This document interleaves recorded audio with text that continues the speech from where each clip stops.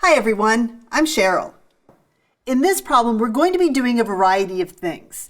We're going to begin by looking at the vector-valued function cosine t times vector I plus sine t times vector j.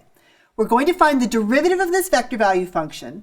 We're going to evaluate the original vector function at pi over 2 and its derivative at pi over 2, and then we're going to be doing some sketching. So let's begin by finding that derivative.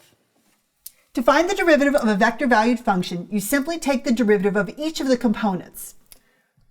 So the derivative of the cosine of t is minus sine t. So my first component is minus sine t, and I multiply that by vector I.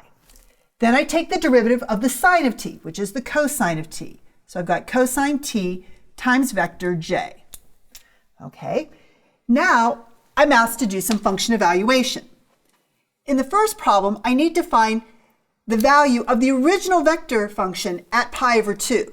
So I'm going to plug this in to my original function. So I have the cosine of pi over 2 times vector I plus the sine of pi over 2 times my vector j. The cosine of pi over 2 is 0, and the sine of pi over 2 is 1. So that just leaves me with vector j. Okay. Next, I'll do a function evaluation, but I'm going to be plugging pi over 2 into my derivative. So I'm going to have minus the sine of pi over 2 times vector I plus the cosine of pi over 2 times vector j. Now the sine of pi over 2 is 1, so I'm going to have a minus I, and the cosine of pi over 2 is 0, so I'll have 0j. So my vector is simply minus I. Okay, we're going to take this information and we're going to graph it. The first thing I want to do is graph the curve created by my vector function, cosine ti plus sine tj. Right? That is going to be a circle of radius 1. And if you think about it, if t equals 0, the cosine of 0 is 1 and the sine of 0 is 0. So that's going to be this vector. And if t equals pi over 2, for instance, I'm going to have the cosine of pi over 2, which is 0, and the sine of pi over 2, which is 1. So I'm just going to have vector j, which looks like this. And you can continue taking some test points, but remember what we're doing. To get the curve, we want to look at the trace of those tips of all of those vectors. And when that happens, we're going to go the whole way around in a unit circle, and we're going to be oriented in this direction.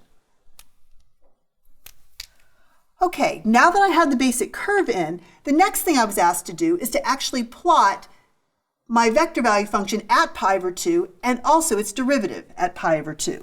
So let's go ahead and take a look at the original vector function at pi over 2. This is the function, or the vector function j. So the vector function j starts at the origin and goes straight up for 1 unit. So this is r of pi over 2. My derivative of my vector value function at pi over 2 is minus I. That's going to be a vector pointing to the left 1 unit long. Now I've marked it up here starting at the point pi over, or at the point 0, 1. I could have marked it down here as well. But that gives you an idea of what those particular vectors look like. I hope that was helpful.